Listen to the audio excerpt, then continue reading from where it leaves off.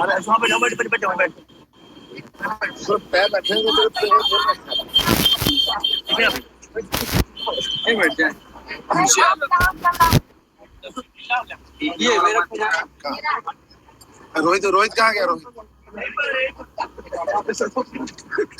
आइए ना आइए ना माइक लगाओ ना क्या कर पकड़े रहोगे अरे हाथ में पकड़ लेगा माइक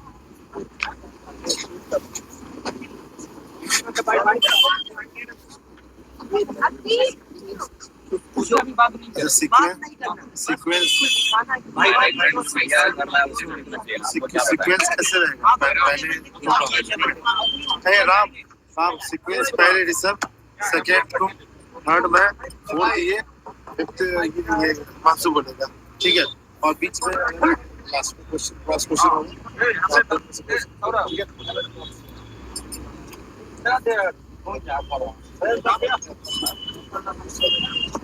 अरे उन लोग भी मीडिया वाला है जा रहा है आ जाओ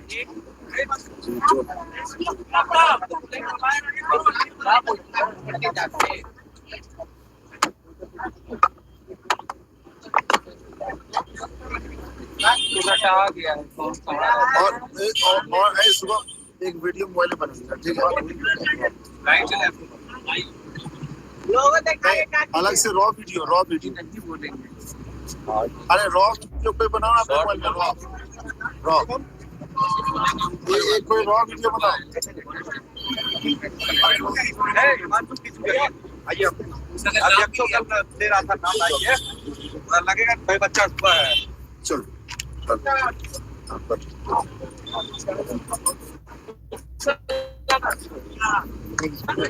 सौरभ भैया आप वहाँ बैठिए ताकि दिख पाइएगा ये दोनों गैप के बीच में सुधाकर भाई साफ साफ सबको पता है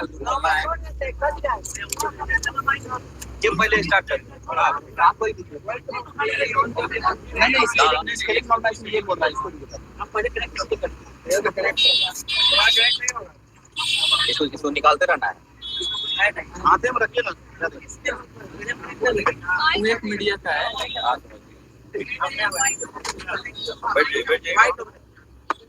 बैठिए ना क्रांतिकारी महिला आ जाओ अरे पीछे आ जाइए लोग जाओ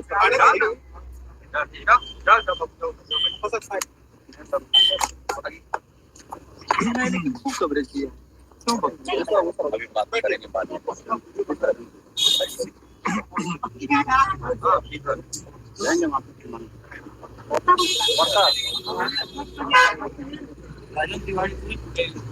और बाकी कोई हल्ला नहीं करेगा शांत रहेगा ठीक है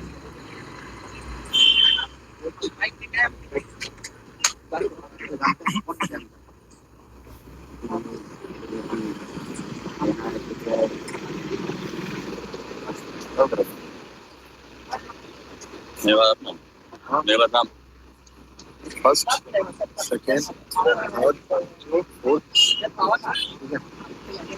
ऑन है ना लगा लीजिए बोलना आसान रहेगा शुरू किया जाए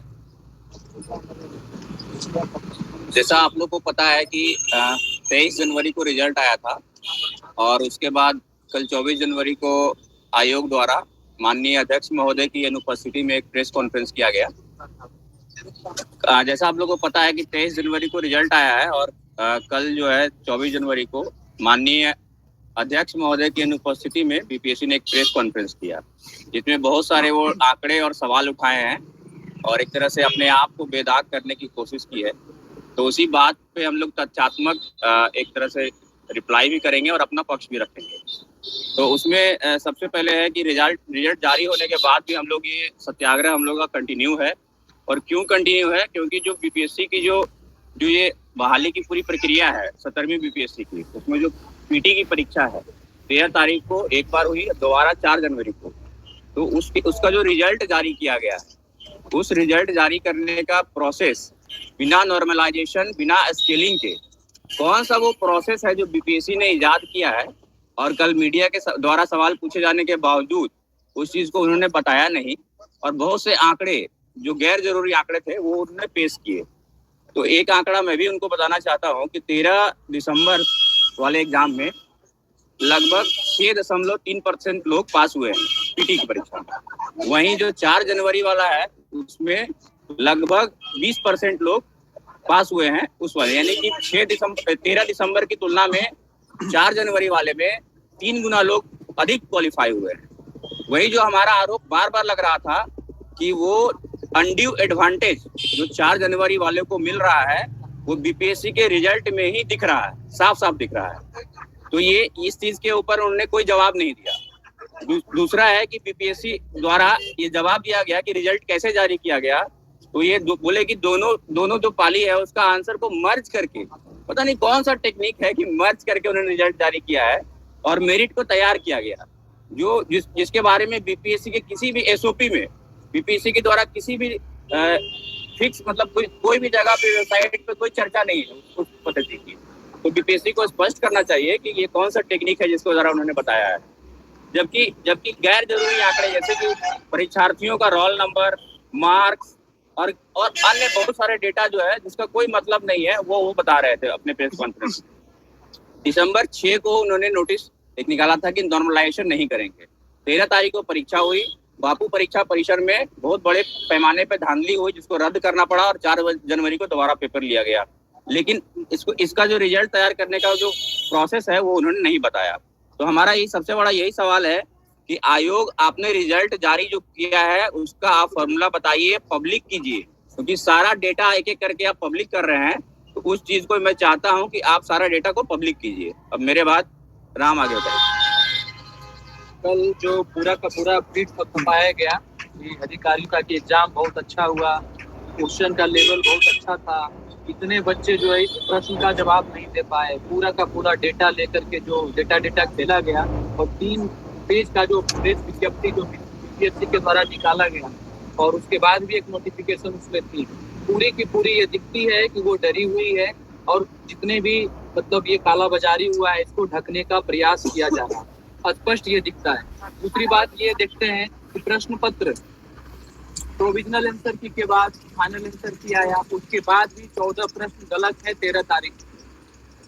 कुछ प्रश्न ऐसे हैं कि मतलब स्पष्ट ऑप्शन में अगर ए, बी और डी दिया हुआ है, दूसरे ऑप्शन बी और डी दिया हुआ है और एक से अधिक दिया हुआ है, उसके बावजूद भी इन्होंने बी कहा है, मतलब ए बी डी। तो पता नहीं एक्सपर्ट पैनल जिसकी पीठ थपथपा रहे थे और बहुत सारे क्वेश्चन कोचिंग से जो डायरेक्ट प्रश्न आए हैं और जो हम लोग आरोप लगा रहे थे और कोर्ट में भी डाले कि महोदय यहाँ पे ग्रुप में एग्जाम चल रहा था, रिजल्ट के आंकड़े में भी वो झलकती है कि बहुत सारे पेयर हैं जो लगातार सेलेक्ट हुए हैं, दो इस तरह से सेलेक्ट हुए हैं पेयर, 3 का भी पेयर है जिसमें सिलेक्शन दिख रहा है। और बापू परीक्षा परिसर है, क्या उसी केंद्र के बच्चे इतना विद्वान थे? जबकि खुद आयोग के चेयरमैन जो माननीय चेयरमैन है वो आकर के बोले कि ये बच्चे उपद्रवी थे। तो उपद्रवी बच्चे का इतना सिलेक्शन कहीं ना कहीं जो है इशारा करता है कि आप कुछ ना कुछ गोलमाल किए हैं यहाँ पे। आपने इतना एक्सपर्टीज के बाद ये रिजल्ट जो दिए हैं, 14 प्रश्न जो आपका गलत है, जिसका आप आंसर गलत दिए हैं, प्रोविजनल के बाद जो फाइनल दिए वहां पे भी क्लियर नहीं किए, मतलब आप करना क्या चाहते हैं छात्रों के साथ?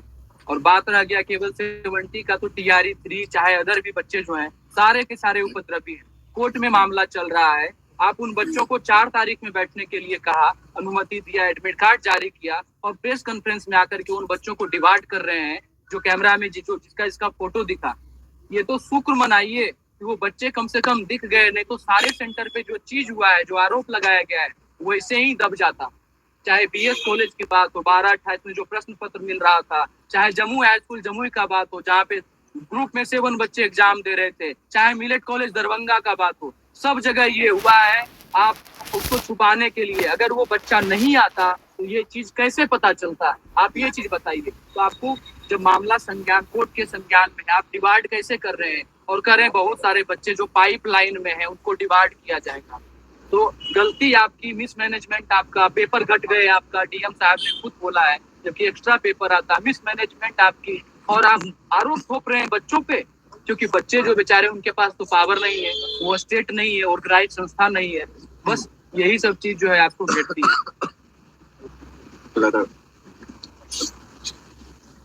कल के प्रेस कॉन्फ्रेंस में बीपीएससी की तरफ से 14 पिटिशनर में से 3 पिटिशनर के जो नाम डिस्क्लोज किए गए, उसमें उनका नंबर बताया गया और उनका मोबाइल नंबर बताया गया, लेकिन उसमें से एक स्टूडेंट का नाम बताया गया जिसको 120 मार्क्स मिले, जिसके बारे में कोई जानकारी नहीं दी गई।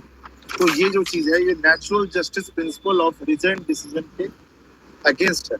इसमें क्या होता है कि आप जहाँ पे कॉन्फिडेंट हो, आप जहाँ कंफर्टेबल हो, वहाँ पे क्या करते हो, आप इंफॉर्मेशन बताते हो। लेकिन आप जहाँ पे कॉन्फिडेंट नहीं हो, जहाँ पे आपको लगता है हम कमजोर है, वहाँ पे आप इंफॉर्मेशन छुपाते हो। ये तो वही बात हो गई कि नमक हम अपने स्वाद के अनुसार देते हैं और डेटा और जो जानकारी है अपनी इच्छा अनुसार देते हैं। तो ये फिर से मैं I repeat, it is against the natural justice principle of regent decision. शायद आप जानकार लोग होंगे, आपको पता होगा इसके बारे में। दूसरी बात क्या है कि ये डॉक्ट्रिन ऑफ कलरेबल लेजिस्लेशन का वायलेशन है। कैसे है? इसमें कि what authority can't do directly by laws, they also can't do indirectly through by laws. कहने का मतलब, इसको मैं आसान सी भाषा में बताता हूँ कि जिन चीजों को आप डायरेक्टली, जैसे नोटिफिकेशन 6 दिसंबर को आया जिसमें आपने बोला कि हम नॉर्मलाइजेशन नहीं लाएंगे, तो ये आप नहीं कर सकते, तो उन्होंने आपने नहीं किया। लेकिन आपने नॉर्मलाइजेशन के ही एक दूसरे प्रकार को बैकडोर एंट्री देने का काम किया है। तो ये हमारा क्या है, ये against the doctrine of colourable legislation है। तो इन दो चीजों का वायलेशन है। आप अपने तरफ से, हमने अपनी बात रख दी कि इन दोनों का पूरा वायलेशन है। सेक्रेटरी अपने प्रेस कॉन्फ्रेंस में बोले कि हमने स्केलिंग, पहले उन्होंने बोला कि हम स्केलिंग जैसी कुछ चीज लाएंगे, लेकिन कल उन्होंने क्या बोला कि हमने स्केलिंग जैसा कुछ ऐसा नहीं किया है। तो आपने ऐसा कौन सा मैथमेटिकल कैलकुलेशन बिठाया है रिजल्ट को जारी करने में, कृपया उसको स्पष्ट करने की बात करें। क्योंकि आपने कल बोला था कि बातें होनी चाहिए फैक्ट्स पे, बातें होनी चाहिए लॉजिक पे। तो आज हम सारी बातें लॉजिक और फैक्ट्स पे ही कर रहे हैं, कोई इधर उधर की बातें नहीं कर रहे। We are not beating around the bush. तो नीतीश भाई आप लोग से अपने पत्र रख दिए। इसलिए अतुल प्रसाद जी लेवल चेयरमैन, उनसे ज्यादा ड्रास्टिक चेंज जो है एग्जामिनेशन पैटर्न में और एग्जामिनेशन प्रोसेस में किसी ने नहीं दिखा। इससे पहले ऑनरेबल सीसी सिन्हा जी थे, उन्होंने बहुत सारे परिवर्तन लाए और 1/3 नेगेटिव जो है पहली बार अतुल प्रसाद जी लेके आते हैं। कोई भी जो है विरोध नहीं होता है। छात्र जो है आम सहमति से डेमोक्रेटिक प्रोसेस के थ्रू वोटिंग करते हैं और उस परिवर्तन को स्वीकार करते हैं। और जो अतुल प्रसाद जी के अभिनव प्रयासों से जो आयोग के प्रति जो एक विश्वसनीयता बढ़ी, जो शुचिता बढ़ी, और उन्होंने जो एक मैसेज दिया छात्रों को कि आप एनसीईआरटी पढ़िए, आप जो है स्टैंडर्ड बुक का जो है गहन अध्ययन कीजिए, आप एक इंटरडिसिप्लिनरी अप्रोच को रखिए। और उसके बाद जो छात्रों का विश्वास बढ़ा, जो आस्था बढ़ा, जो श्रद्धा बढ़ा आयोग के प्रति, आप देखेंगे लगातार जो है नंबर ऑफ एप्लीकेंट्स बढ़े। जैसे 67 में 7 लाख से ज्यादा एप्लीकेंट्स थे, इसी तरह के एप्लीकेंट्स 68वीं में थे और 69वीं में थे। लेकिन 70वीं में इतिहास की सबसे बड़ी वैकेंसी के होने के बावजूद भी जो है नंबर ऑफ एप्लीकेंट्स घट जाता है। ऐसा क्यों होता है? ऐसा इसलिए होता है कि जो आस्था श्रद्धा जो बढ़ा छात्रों का, जो विश्वसनीयता बढ़ी आयोग को लेके, आपने पूरे के पूरे जो एस्टेब्लिश जो स्टैंडर्ड था उसको अपने ध्वस्त कर दिया। तो मैं ये कहना चाहूंगा कि जो आप कल सौम्यता दिखा रहे थे अपने प्रेस कॉन्फ्रेंस में, जो संवेदनशीलता दिखा रहे थे, आप अगर छात्रों के प्रति संवेदनशील रहते तो 13 तारीख को इतनी बड़ी दुर्घटना नहीं थी। आपने शुरू से ही छात्रों को मिसलीड किया। चेयरमैन साहब एडवर्टाइजमेंट के समय बोलते हैं कि हम 60% जो है प्रश्नों का जो स्टैंडर्ड जो यूपीएससी के पैटर्न पे रखेंगे, यूपीएससी के पैटर्न पे रखेंगे। लेकिन क्या जो है कोई भी प्रश्न यूपीएससी स्टैंडर्ड लेवल का था। हम लोगों ने संघ लोक सेवा आयोग को भी एक पत्र लिखा है कि आपका जो एक्सपर्ट कमेटी है इन प्रश्नों पे जो है विचार करे, क्या ये यूपीएससी लेवल का है। तो छात्रों को लगातार आपने मिसलीड किया और जो अतुल प्रसाद द्वारा जो एक विश्वसनीयता जो बरकरार थी, उसी विश्वसनीयता को छात्रों ने प्रोसीड किया और जो है अपनी तैयारी की। और आपने क्या किया, उस पूरे के पूरे एस्टेब्लिश जो है स्टैंडर्ड को अपने ध्वस्त कर दिया। और छात्र आज भी जो है संघर्ष कर रहे हैं, अपने अधिकार और न्याय की मांग कर रहे हैं। और आप क्या कर रहे हैं, लगातार जो है डिबार कर रहे हैं, छात्रों को मार्किंग कर रहे हैं। पता नहीं जो है आप कौन सी कानूनी शक्ति आपको मिल गई है ये काम जो है न्यायालय का है और जो है न्यायालय से भी इस संबंध में विचार किया जाना चाहिए। बस मेरा इतना कहना है कि आप अपनी संवेदनशीलता दिखाइए, जो विश्वसनीयता जो अतुल प्रसाद जी ने एस्टेब्लिश किया था उसको कंटिन्यू कीजिए और इससे जो है छात्रों में लोक सेवा आयोग को लेकर जो है आस्था और श्रद्धा बना दी। मैं इसको कंक्लूड करना चाहता हूँ। अलग अलग जगह पे जो है ना हमारा इंफॉर्मेशन बच्चों के लिए मतलब भ्रमित किया जाता है कि ये हमारा बस एक ही हमारा टेलीग्राम चैनल है जो इसकी जननी है और सही से बातों को उठाता रहा है, और ये है शिक्षा सत्याग्रह। आप गूगल से इसको स्कैन करके जुड़ सकते हैं या शिक्षा सत्याग्रह लिख करके आप जुड़ सकते हैं, और कोई हमारा माध्यम नहीं है बच्चों को जोड़ने का।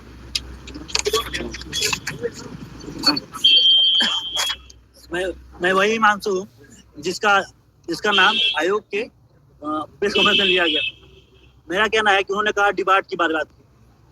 खतरा मुझे भी है कि मैंने बहुत ज़्यादा विरोध किया है क्योंकि मुझे गलत दिखा, वो सामने दिखा, तो सामने मुझे दिखा गलत है, उसका विरोध किया मैंने, और डिबाट खतरा मुझे भी है। और जहाँ तक बात है डिबाट की, तो सबसे पहले भ्रमित आयोग के अध्यक्ष ने की। उन्होंने बोला कि 6 तारीख से पहले मैं नॉमिनेशन ला सकता हूँ।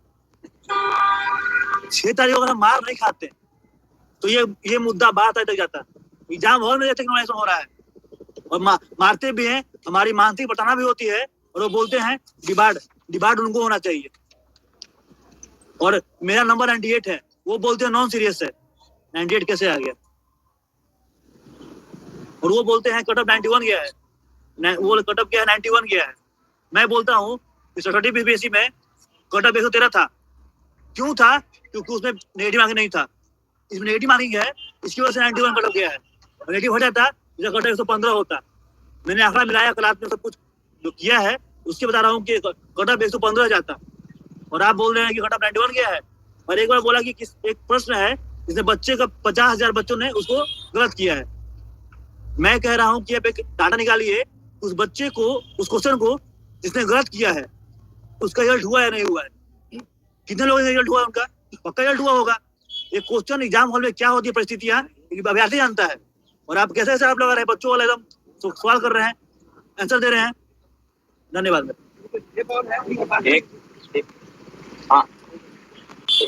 एक बात और इसी क्रम में मैं बोलता हूँ कि कल एक लाइन बोला गया पीसी में कि बच्चे जो हैं वो अफवाहों पे ध्यान न दें, मेंस की तैयारी करें।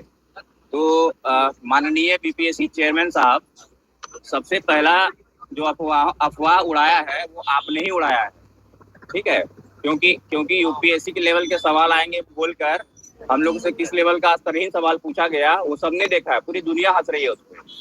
तो इस बात को लेके हम लोग अभी भी उसके खिलाफ है, इसीलिए बैठे हुए हैं कि अफवाह आप लोग कर रहे हैं। और भ्रामक न्यूज फैलाने पे 3 साल तक डिबार किया गया है बच्चों को, भ्रामक न्यूज फैलाने पे, जबकि भ्रामक न्यूज तो आप ही फैला रहे हैं, तो क्यों ना आपको भी डिबार किया जाए। कल चेयरमैन प्रेस कॉन्फ्रेंस में नहीं थे, उसको किस तरह से स्टूडेंट्स देखे? चेयरमैन नहीं थे प्रेस कॉन्फ्रेंस। चेयरमैन पे ऑलरेडी केएल फाइल किया जा चुका है। उनकी नियुक्ति के एसओपी में काफी ज्यादा ब्रीचेज है, उनकी नियुक्ति संदिग्ध है और मामला जो अभी सर्वोच्च न्यायालय में है, तो शायद इसलिए वो अनुपस्थित रहे होंगे। एक और इल्जाम लग रहा था जब प्रेस कॉन्फ्रेंस में, तो वही मौजूद थे, कि स्टूडेंट्स जो बोल रहे थे कि बहुत इजी क्वेश्चन है, तो 1400 करीबन लोगों को माइनस में मार्क्स आया, मतलब कि 0 से भी नीचे नेगेटिव मार्किंग। उस पर क्या बोले? अगर बहुत इजी क्वेश्चन था तो स्टूडेंट्स को बहुत अच्छा मार्क्स क्यों नहीं आया? ये प्लीज क्लियर कर दें आप। यूपीएससी जैसे एग्जामिनेशन में सुनिए, यूपीएससी जैसे एग्जामिनेशन में 5 से 6,000 लोग का नंबर नेगेटिव आता है, ठीक है? तो बीपीएससी ऐसे क्वेश्चन का स्टैंडर्ड सेट करके अगर 1400 लोग नेगेटिव में जा रहे हैं तो कोई कंपैरिजन करने की बात ही नहीं है। ये एलिमिनेशन प्रोसेस है, कुछ लोग नेगेटिव होंगे, इसमें कोई बड़ी बात नहीं है। और ऐसे पे आप यूपीएससी कभी नहीं हंसता है बच्चों के ऊपर, लेकिन ये आयोग इतनी इंसेंसिटिव है कि बच्चे को नेगेटिव आ रहा है तो हंसती है, मतलब कि बच्चों के भावनाओं को कोई सम्मान ही नहीं है। और हमें बोलते हैं कि हम लोग ऐसे नॉन सीरियस है, हम लोग सम्मान करते हैं भाई। आज गिरा है तो गिर के संभलेगा, उठेगा और आगे चलेगा। आप उसको इस तरह से तो हंस के मजाक, प्रेस कॉन्फ्रेंस में आप एक जिम्मेदार बॉडी हो, कॉन्स्टिट्यूशनल बॉडी हो, आपको अभिभावक हो, आपको प्रोत्साहन देना चाहिए, आपको बोलना चाहिए वो आगे बढ़ के और अच्छा करे। लेकिन आप उनके ऊपर पूरे प्रेस कॉन्फ्रेंस के ऊपर छात्रों के ऊपर हंसने का काम करते हो।